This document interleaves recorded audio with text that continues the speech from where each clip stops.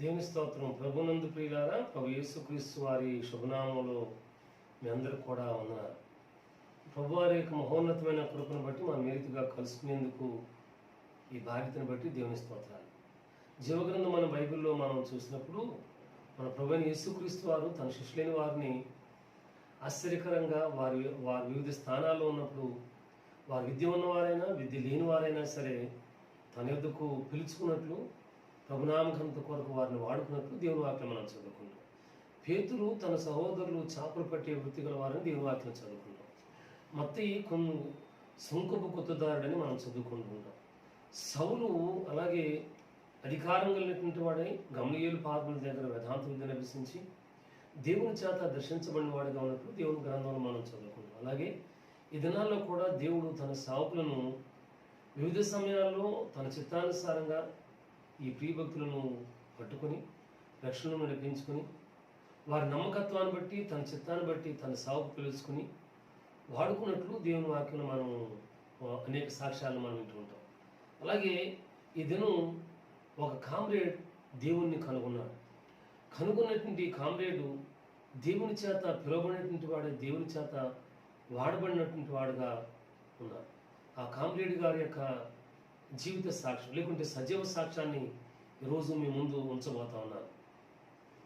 ఇది కమ్యూనిస్టు ఉద్యమం బలంగా ఉన్నటువంటి రోజులు.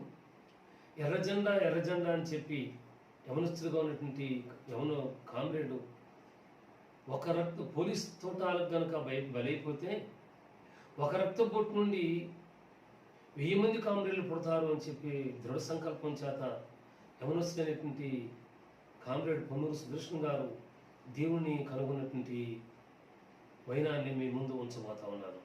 ప్రభువారు ఈ యొక్క సజీవ సాక్ష్యాన్ని బట్టి మహిమ పొందాలా. దేవుణ్ణి ఎరగినటువంటి వారు ఒకవేళ ఈ సజీవ సాక్ష్యాన్ని వింటున్నట్లయితే వారు దేవరక్షణలోనికి యేసుక్రీస్తు వారు అందరికీ ప్రభుని సత్యంలోనికి రావాలి అని ప్రభునందు దృఢంగా విశ్వాసం ఉంచుతూ మేము ముందుకు వచ్చాను. నేను దేవుని స్తోత్రాలు. నూజివీడు తాలూకా ముస్నూరు గ్రామంలో పొన్నూరు జేమ్స్ గారు ఆదిమ్ గారు అనేటువంటి పెద్దలకు 20 సంతానం. ఆ 20లో జ్యేష్ఠుడు పొన్నూరు సుదర్శన్ గారు. ఈ సుదర్శన్ గారు తల్లిదండ్రుల సంరక్షణలో పెరిగి పెద్దయ్యాడు. బాల్యంలోనే తల్లి చనిపోవటాన్ని బట్టి 5వ తరగతితో విద్య ఆగిపోయింది. పెరిగి పెద్ద అవుతున్నటువంటి క్రమంలో యవనస్థితులకు వచ్చేసరికి కమ్యూనిస్ట్ ఉద్యమం చేత ఆకర్షించబడినటువంటి వాడే దేవుడు లేడు అనేటువంటి దృఢ సంకల్పంతో స్థిర నమ్మికతో కమ్యూనిస్ట్ ఉద్యమంతో కీర్తిశేషులు పెద్దలు పుచ్చలపూడి సుందరి గారికి ప్రియ అనుంగా శిష్యుడిగా జీవిస్తూ యేసయ్య నామాన్ని నిష్కర్షంగా లేకుంటే నిష్పక్షపాతంగా తృణీకరించినటువంటి వాడు, వ్యతిరేకించినటువంటి వాడు. ఆ ముస్నూరు గ్రామంలో రక్షణ సైన్యం పాస్టర్ గారు పురుషోత్తం గారు అనే దైవ సేవకుడు వీధి ప్రసంగాలు చేస్తున్నప్పుడు పాటలు పాడుతున్నప్పుడు దేవుని బిడ్డలు ఆరాధనకు వెళుతుంటే వారిని చూసి ఎగతాళి చేయటం, అవకాశం దొరికితే తన స్నేహితులు లేకుంటే మిత్రులతో కలిసి వీళ్ళని పట్టుకొని కొట్టడం జరుగుతుండేటుందట. ఈ రీతిగా జీవిస్తున్నటువంటి ఈయనకి ఊరులో ఉన్నటువంటి దేవుని ప్రియులు భయపడుతుండేటువంటి వారు. ఇటువంటి పరిస్థితుల్లో ఈయనకు కడుపు నొప్పి వ్యాధి ప్రారంభమైంది. కడుపు నొప్పి వ్యాధి ప్రారంభమైతే ఉన్నతంగా ధనం కలిగినటువంటి వాడు కాబట్టి అనేక వైద్యశాలకు తిరగడం జరిగిందట. నాటు వైద్యం చేయించారు. ఆఖరికి వైద్యులు ఇక చనిపోతారండి తీసుకెళ్ళిపోమని చెప్పారట. నూజివీడుకు బస్సులో చేరి నూజివీడు నుండి రోడ్లు ప్రయాణ సాధనాలు లేని రోజుల్లో 1958కి పూర్వం ఎద్దుల బండి మీద వారి గ్రామానికి వెళుతుంటే ఊర్లోకి వెళ్ళిన తర్వాత పొలం పని పాటలకు వెళ్ళేటువంటి పెద్దల్లో ఒకరు ఆ అమ్మ పేరు కోరు రాహేలమ్మ. ఆ అమ్మ ఈ సుదర్శన్ గారికి వరుసకు పెద్దమవుతుందండి. ఆమె బండికి ఎదురొచ్చి, అరే పెద్దబాయ్, యేసుప్రభు నమ్ముకోరాదారా, స్వస్థపరుస్తాడు, మాట్లాడతాడు, కనపడతాడు అని చెప్పి పలికిందట. తన ఇంట్లోకి వెళ్ళినటువంటి ఈ కామ్రేడ్ సుదర్శన్ గారికి ఇదే మాటలు పదే తన హృదయంలో క్రియ చేయటం ప్రారంభించాయి. సరే తనకు ఒక చిల్లర కొట్టు ఉండేదట. ఆ చిల్లర కొట్టులో కూర్చున్నటువంటి సుదర్శన్ గారికి వీధి ప్రసంగం చేస్తూ పాటలు పాడుకుంటూ వెళ్ళినటువంటి ఈ యేసయ్య నామ పాటలు చాలా వినసొంపుగా ఉన్నాయి. సరే పాటలు బాగా ఉన్నాయి, పాటలు వింటే నేర్చుకుంటే ఏముందిలే అని చెప్పి తన కొట్లో కూర్చున్నటువంటి ఈ సుదర్శన్ గారికి రోడ్డు మీద విశ్వాసంలో ఒక్కరైనటువంటి సుదర్శను, అతను ఆ యవనస్తుని పేరు కూడా సుదర్శనమైనటువంటి సుదర్శను ఇటు రమ్మని పిలిచారట. పిలిస్తే ఓ నమ్మకంగా కొట్టులోకి వెళితే ఎక్కడ పట్టుకుని కొడతారో అని చెప్పి కామ్రేడ్ గారు పని ఉంది తర్వాత వస్తానని చెప్పి వెళ్ళిపోయి మరుసటి దినము తనతో పాటు మరిద్దరు యవనస్తుల్ని తీసుకుని కొట్టు దగ్గర రావడం జరిగింది. లోపలికి పిలిచి మర్యాదగా ఎత్తుపేట ఒకటి చూయించి సుదర్శనం కూర్చొని నీతో మాట్లాడాలని చెప్పి అన్నారట. అయితే కూర్చుంటే ఎక్కడ కొడతారో పర్వాలేదులేండి, సో కామ్రేడ్ గారు చెప్పండి ఏంటో విషయం అని చెప్తే, మీరు పాడే పాటలు చాలా బాగున్నాయి సుదర్శనం, నాకు కూడా ఒక 2 పాటలు నేర్పించరాదు అని చెప్పి అడిగారట. ఓ అవకాశం దొరికింది దేవుని బిడ్డకి. తిరిగి వెళ్ళి 2 పాటలు అడిగితే 5 పాటలు రాసుకుని తీసుకుని వచ్చి నేర్పించారట. నేర్పిస్తే ఆ పాటలు పాడుకుంటుంటే ఆ పాటల్లో తన జీవితం అంతా కూడా కనబడుతోంది. మంచి రాగంతో ఉన్నాయి, జీవితం అంతా కూడా కనపడింది. అయితే ఆ దినం వీధి ప్రసంగం చేస్తూ మరొకసారి ఈరోజు మండపం దగ్గర వీధి సువార్త కూటం ఉంది, వచ్చి వినండి అని చెప్పి ఈ దైవభక్తులు చెప్పుకుంటూ వెళ్ళిపోయారు. వెళ్ళిపోయినటువంటి దీనికి ఈ పాటలోనే ఇంత మంచి అర్థం ఉంది, వెళితే ఏం చెబుతారో అని చెప్పి ఆలోచన చేసుకుని ఆ రాత్రి పెందల కడనే తన కొట్టుని మూసేశారట. మూసేసినటువంటి ఈ పెద్ద వీధి ప్రసంగం దగ్గరకు వెళితే బొస్నూరు ఊరు గ్రామంలో ఇప్పటికి కూడా పెద్ద రావి చెట్టు, మండపం ప్రక్కన పెద్ద గిలకల బావి ఉంది. ఆ గిలకల బావికి మనందరూ కూడా తెలుసు, పెద్ద గోడ చుట్టూతో కూడా ఉంటుంది. ఒకవేళ ఎవరైనా కాంగ్రెస్ వారు ఎవరో చూస్తే ఏంటంటే కామ్రేడ్ గారు మీరు కూడా మతంలోకి దిగేశారా అంటారేమని చెప్పి ఈ గోడ చాటున చీకట్లో కూర్చున్నారట. ఈ దైవ సేవకులు సుదర్శన పురుషోత్తం గారు యెషయా గ్రంథం 59వ అధ్యాయం 1 నుండి 3 వచనాలు చదివి, రక్షింపనేరకున్నట్లు యెహోవా హస్తం కూర్చు కాలేదు, విననేరకున్నట్లు ఆయన చెవులు మన్నం కాలేదు, కానీ మీ దోషములు మీకును మీ దేవునికి ఆటంకంగా ఉన్నాయి అని చెప్పి వాక్యాన్ని చదివి వాక్యాన్ని ప్రకటిస్తూ కొద్ది నిమిషాలు అయిపోయిన తర్వాత యవనస్తుగా 23 సంవత్సరాల వయసులో ఉంటాం, 3.5 సంవత్సరాలుగా తీరని వ్యాధి చేత బాధపడుతూ ఉంటాం, వైద్యులు చనిపోతారు అని చెప్పి ఉంటాం, ప్రాణభయం చేతను ప్రాణం మీద తీపి చేతను గృహాన్ని చేరుంటాం. కానీ ఇదను ప్రభువారు నేను కావాలంటున్నాడు, ఏసు దగ్గరికి రా, నీ పాపాలు ఒప్పుకో, అని నేను స్వస్థపరుస్తాడు, కనబడతాడు, మాట్లాడతాడు అని చెప్పి దైవ సేవకులు సెలవిచ్చారట. ఈ మాటలు విన్నాయనికి ఆశ్చర్యం వేసింది. సరే ఎవరు చూడకుండానే కూటము ముగింపు కాకుండానే తన ఇంటికి చేరాడు.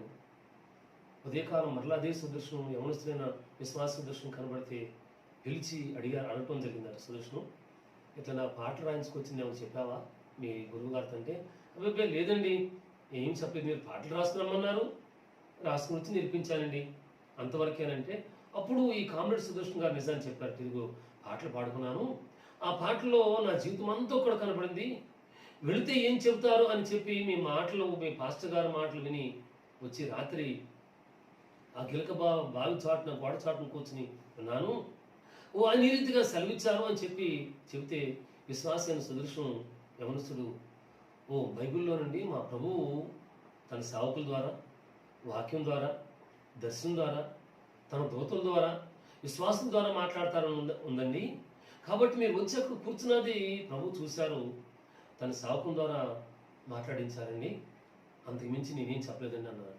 ఓ ఆ మాటలు తన హృదయంలో క్రియ చేశాయి.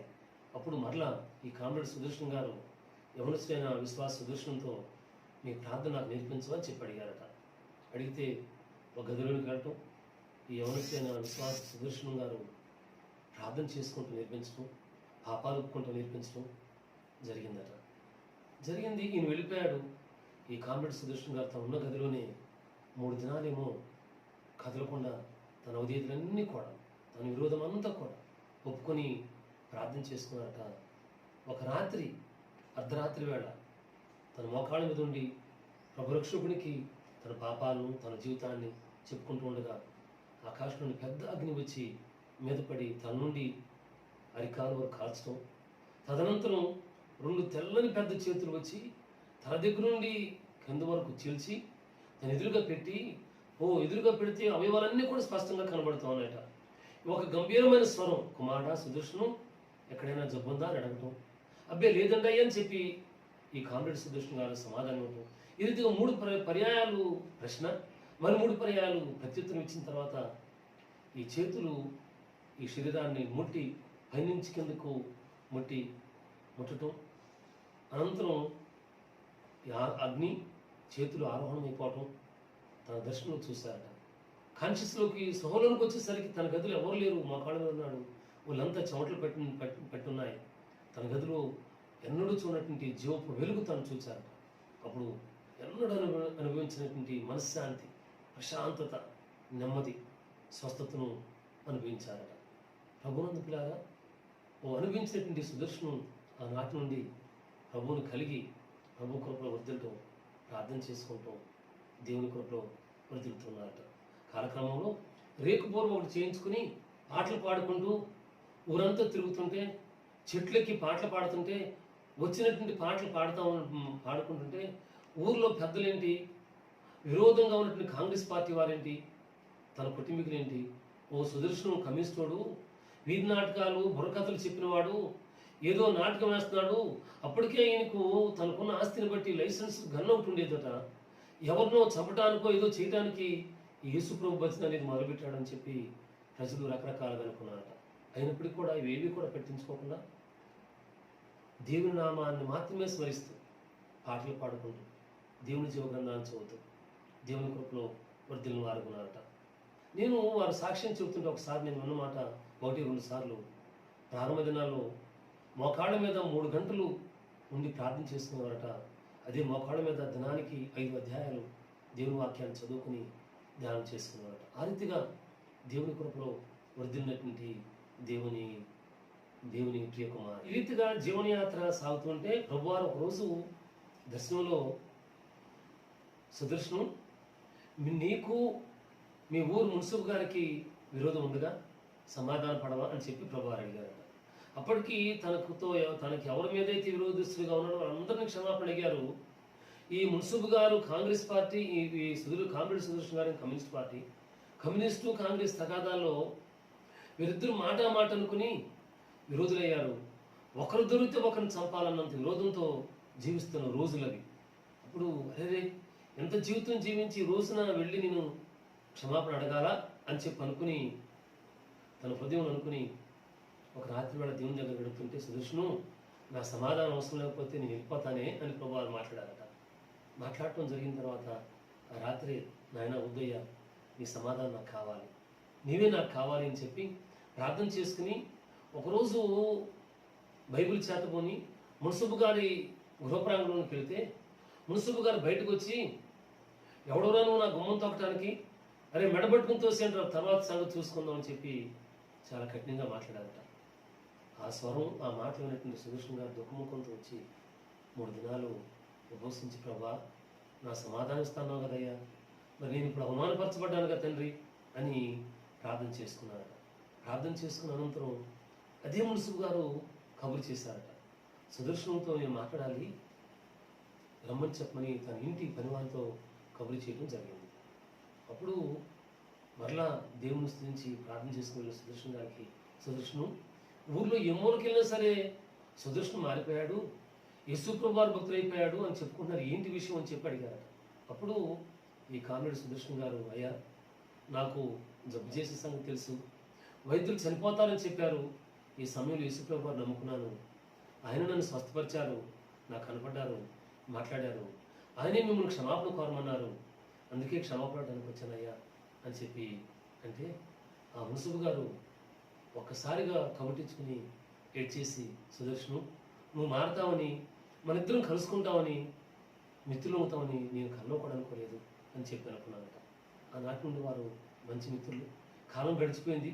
కాలం గడిచిన తర్వాత ఇదే మున్సిపు గారు, సుదర్శను, నువ్వు చదువుకునే ఆ గ్రంథం ఏంటో, పుస్తకం ఏంటో నాకు కొనిపెట్టమని అడిగారట. ఆ రోజుల్లో సుదర్శన్ గారు కొన్న సైకిల్ మీద విజయవాడ వచ్చి 2 రూపాయలకి కొత్త నిబంధన కొనుక్కుని తీసుకుని వెళ్ళి ఆ మున్సిపు గారికి ఇవ్వటం జరిగింది. ఆ నూతన నిబంధన గ్రంథం చదివిన మున్సిపు గారు ప్రభునందు విశ్వాసం నుంచి దైవరక్షణ సంపాదించుకున్నారట. వారు సాక్ష్యం చెప్పినప్పుడు ఆ మున్సిపు గారి పేరు చెప్పుంటారులే, కానీ నా జ్ఞాపకం లేదు, అందువల్ల నా పేరుని నేను మీకు తెలియచేయలేకపోతా ఉన్నాను. ఈ రీతిగా ఒక చిన్న సాక్ష్యం ద్వారా ఈ దాసుడు ఓ సేవలోకి రాకపోవడమే దేవుని యొద్దకు మనకు ఆత్మను నడిపించిన బాధ్యత దొరికింది. తరువాత ఒక పర్యాయం తన కొట్లో సరుకుల కొరకు నూజివీడు తన సైకిల్ మీద వెళుతూ దేవుని స్తుతిస్తూ పాటలు పాడుకుంటూ యేసయ్య నామానికి జయాలు చెప్పుకుంటూ వెళుతుంటే ప్రయత్నంగా ఒక గొప్ప వెలుగు తను సంధించడం, ఒక రోడ్డు ప్రక్కన పడిపోయారట. పడిపోయిన సుదర్శన్ గారికి తన దర్శనంలో తెల్ల అంగి వేసుకున్న పెద్ద ఆయన నిలబడి 2 చేతులు చాపి, సుదర్శను వచ్చి నా చేతుల కింద నిలబడు, నిన్ను దీవించి గొప్పవానిగా చేస్తాను అని చెప్పి ప్రభువారు మాట్లాడారంట. మాట్లాడటం జరిగితే అప్రయత్నంగా చేతులు పెట్టుకుని వెళ్ళి ఆ మహోన్నతుని చేతుల కింద నిలబడ్డారు. తన చేతులతో ముట్టారు. మెలకువలో వచ్చేసరికి ఒక చెట్టు నీడలు ఈ సుదర్శనం పడి ఉన్నాడు. ఓ ప్రక్కనేమో సైకిల్ పడింది. ఓహో, ప్రభువారిని దర్శించారా అనుకుని లేచి మరలా దేవుని స్తుతిస్తూ నూజివీడు వెళ్ళి తన పనులు ముగించుకుని గృహం చేయాలి. ఈ రీతిగా ప్రభువుతో సమీపస్తునిగా గడుపుతున్న దినాల్లో ప్రభు సేవా పిలుపు ఇవ్వటం జరిగింది. సేవా పిలుపు మేరకు అప్పుడున్న పరిచయాలను బట్టి 1958 సంవత్సరంలో విజయవాడ ప్రజాశక్తి నగర్లో ఉన్నటువంటి దైవ సేవకులు, మహానుభావులు, దైవభక్తులు బందెల రాజరత్న గారి దగ్గర రావడం జరిగిందట. ప్రభువుతో సమీపస్తునిగా గడుపుతుండగా ప్రభువారి సేవా పిలుపునిచ్చారట. 1958 సంవత్సరంలో విజయవాడ రావటం, కీర్తిశేషులు బందెల రాజరత్న గారు సహాచార్యం జరగటం, దేవుని సేవా పిలుపు మేరకు పోయింగ్లో పరిచయం ప్రారంభించడం, అక్కడ చిన్న నాగమ్మ అనేటువంటి ఒక హైందవ భక్తురాలు హైందవ గుడిలో భజన బృందానికి నాయకురాలుగా ఉండేదట. అయ్యమ్మకు ఒంటి నిండా బొబ్బలు వస్తే ఏవేవో చేసింది. ఆఖరికి యేసుప్రభు వారిని నమ్ముకోనగా రక్షణ సంపాదించుకున్న తదనంతరం స్వస్థతను చెందింది, దేవుని బిడ్డ అయింది. ఆ తల్లి అయ్యా నాకున్న ఈ సెంటున్నర తాటాకులు పాక దేవుడికి ఇచ్చేస్తాను, దేవుని సేవ చేయొచ్చు అని చెప్పి ఆ తాటి ఆకుల పాక సెంటున్నర స్థలాన్ని దేవునికి ఇవ్వడం జరిగింది. అక్కడ దేవుని పరిచయను ప్రారంభించి సుదర్శన్ గారు సేవను కొనసాగించారు. తదనంతర కాలంలో అందరూ దేవుని మందిరం పేర్లు, సహవాసం పేర్లు చెబుతుంటే, నాయన మరి మందిరానికి నేనేం పేరు పెట్టాలయ్యానంటే, ప్రభువారు బెతస్దా కోనేరు పడుతుంది నా కుమారుడా, మేలు పొందేవారు మేలు పొందుతుంటారు, వెళ్ళిపోయేవారు వెళుతుంటారు అని ప్రభువారు సెలవిచ్చారట. ప్రభువారి యొక్క మాట మేరకు బెతస్దా ప్రార్థనా మందిరం అనే పేరును ఈ యొక్క మందిరానికి పెట్టడం జరిగింది. అనంతరం దేవుడు తన కృప చొప్పున ఈ దాసుని ఘనంగా వాడుకున్నారు. దెయ్యాలు పెట్టిన వారు, చాతబడిన వారు, కుష్ఠరోగులు, క్యాన్సర్ వ్యాధిగ్రస్తులు, ఈ రీతిగా అనేక మంది దేవుని మందిరంలోకి బెతస్దా ప్రార్థనా మందిరంలోకి రావటం, స్వస్థత పొందటం, రక్షణ సంపాదించుకోవటం, ప్రభు బిడ్డలుగా తిరిగి వెళ్ళటం, వెళ్ళేవారు వెళుతుంటే వచ్చేటువంటి వారు వస్తూ వారు దేవుని కలుసుకునే వారు ఉన్నారు. ఈ రీతిగా ఈ దాసుని అనేక ప్రాంతాల్లో పోరంకి, పెనమలూరు, చోడవరం, గోసాల, వణుకూరు, వెంకటరామపురం, సూరంపల్లి, వెంకటాయపాలెం, ఈ రీతిగా అనేక గ్రామాల్లో దేవుడు ఘనంగా సువార్థికునిగా, సంఘ స్థాపకునిగా, ఆయన పరిచారకునిగా, తన సేవకునిగా వాడుకున్నారు. వారి సేవ అనుభవంలో 1985 సంవత్సరం సభలో వారు సాక్ష్యం చెబుతూ ఒక మాటను సెలవిచ్చారు. ఇప్పటికీ దేవుడు 42 పర్యాయాలు నా కుమారుడు సుదర్శను అని చెప్పి పేరు పెట్టి పిలిచి నాకు వాగ్దానాలు ఇచ్చారు. ఇవి మాత్రమే కాకుండా దైవ దర్శనం ద్వారా, వాగ్దానం ద్వారా, ఇటువంటి వాక్యం ద్వారా మాట్లాడేటువంటి ప్రత్యక్షతలు, వాగ్దానాలు అనేకమైనవి ఉన్నాయి అని చెప్పి వారు సెలవటం జరిగింది. సెలవిచ్చిన తదనంతరం 1986 సంవత్సరం వారు దేవుని పిలుపును అందుకోవటానికి దేవుడు కృప చూపించారు. అయితే అందుకంటే ముందు సరోజినమ్మ గారుతో వివాహం అవటం, వారికి 3 కుమారుల్ని 2 కుమార్తెలని ఇచ్చి దేవుడు దీవించడం కూడా జరిగింది. వారిలో సుదర్శన్ గారి సంతానంలో జ్యేష్ఠుడిగా ఉన్నటువంటి నేను దేవుని యొక్క సేవా పిలుపును నా 10వ తరగతి పరీక్షలు రాసే సమయంలో అందుకున్నాను. తదనంతరం ఇంటర్మీడియట్ అయిన తర్వాత ప్రభువారి సేవా పిలుపు మేరకు చిన్న వేదాంత విద్యను ముగించడానికి దేవుడు సహాయం చేశారు. 1986 సంవత్సరంలో అనుకోని రీతిగా ప్రభువారి పిలుపును అందుకుని సుదర్శనయ్య గారు పరలోకానికి చేరగా ఆ పరిచర్య భారాన్ని వారి జ్యేష్ఠ కుమారునిగా లేకుంటే సవాపిలు పొందుకున్నటువంటి ఆయన దీన పరిచారకంగా ఈ బెతెస్దా ప్రార్థనా మందిరం యొక్క పరిచర్య భారాన్ని తీసుకుంటానికి దేవుడు నాకు సహాయం చేశాడు. ఇన్ని సంవత్సరాలు దేవుడు తన కృప చొప్పున భద్రపరిచి ఆయన వాడుకుంటున్నారు. ఈ దీనదాసు పరిచర్యలో కూడా అనేక మంది అవస్థలు, పెద్దలు లేకుంటే కుటుంబీకులు అపవిత్రాత్మ చేతను, రోగాల చేతను, సమస్యల చేతను, చిక్కుల చేతనటువంటి వారు అనేక మంది దేవుని దగ్గరకు రావడానికి దేవుడు సహాయం చేస్తున్నారు. ఈ పరిచర్య ఈ రీతిగా నిరాటంకంగా కొనసాగిపోవడానికి ప్రభావం చూపిస్తున్నారు. ఈ సాక్ష్యాన్ని లేకుంటే సజీవ సాక్ష్యాన్ని ఉంటుంది మీరు కూడా ఈ పరిచర్య కొరకు ప్రార్థన చేస్తుండగా ప్రభునామ పక్షంగా మనం చేస్తున్నాం. ఒక బెతెస్దా ప్రార్థనా మందిరం మాత్రమే కాకుండా అనేక మంది ప్రభు బిడ్డలు సేవా పిలుపుని అందుకుని ఇతర ప్రాంతాలకు వెళ్ళారు. వారును దేవుని కృపలో వాడబడాలని ప్రార్థన చేయండి. ప్రభువారు ఇచ్చినటువంటి దర్శనం మేరకు ఈ పరిచర్యలో చదువుకునే బిడ్డలకు, విధవరాళ్లకు, అవసరం ఉన్నటువంటి వారికి మా వంతుగా చిన్ని సహాయం, దేవుడిచ్చే ఆ చిన్ని సహాయాన్ని అందించడానికి కూడా ప్రభువారు సహాయం చేస్తున్నారు. ఇక ముందు కూడా మేమును దాతృత్వం కలిగి వారికి బెతెస్దా ప్రార్థనా మందిరం అనేకులకు సహకారులుగా ఉండటానికి దేవుడు మాకు నేర్పించాలని నేను ప్రార్థన చేస్తుండగా మనం చేస్తూ ఈ సాక్ష్యాన్ని ముగిస్తూ ఉన్నాం. వందనాలు. మహోన్నతులైన మా తండ్రి, పరిశుద్ధాత్మ దేవుడా, నీ దాసుడు సుదర్శనయ్య గారి యొక్క సజీవ సాక్ష్యాన్ని వినేందుకు మీరు కృప చూపించారు. యూట్యూబ్ ఛానల్ ద్వారా ఎవరైతే ఈ సాక్ష్యాన్ని ఉన్నారో వారు నీ నామాన్ని ఎరిగిన వారైతే యేసుక్రీస్తు వారందరికీ ప్రభుని సత్యాన్ని తెలుసుకుంటారని మీరు సహాయం చేయండి. నిన్ను కలిగిన వారైతే విశ్వాసమందును, ప్రార్థన యందును, నిరీక్షణ యందును, వాక్యమందును, సాక్ష్యమందును వర్ధిల్ల చేయండి. వారి వారి జీవనయాత్రలు, వారి కుటుంబాలు మీరు దీవించండి. ఏ సంఘమునికైతే అంటుకట్టబడి ఉన్నారో ఆ సంఘంలో ఈ నీ ప్రియులు నమ్మకమైన సాక్షులుగా మూలస్తంభాలుగా వర్దిల్లడానికి మీ దేవుని ఉంచమని వేడుకుంటున్నాం మా తండ్రి. అలాగే తండ్రి, అవసరతలు ఇదే రీతిగా కామ్రేడ్ సుదర్శన్ గారు ఏ రీతిగా అయితే బలహీనతల చేత పట్టబడ్డారో, ఒకవేళ బలహీనతల చేత వినేటువంటి వారు ఉంటే వారిని ఈ బలహీనత సమయంలో, వ్యాధుల సమయంలో, రుణగ్రస్త సమయంలో ఒకవేళ కొంతమంది ఆత్మహత్య చేసుకోవాలని చెప్పి అనుకుంటుంటారయ్యా. యవనస్తులు, పెద్దలు, కుటుంబీకులు ఆయన ఆత్మహత్య పరిష్కారం కాదని వారికి బోధించి యేసుక్రీస్తు వారు ఉన్నారని చెప్పి వారికి బోధించి మీ ఎద్దుకు వారు నడిపించుకోమని వేడుకుంటున్నాం.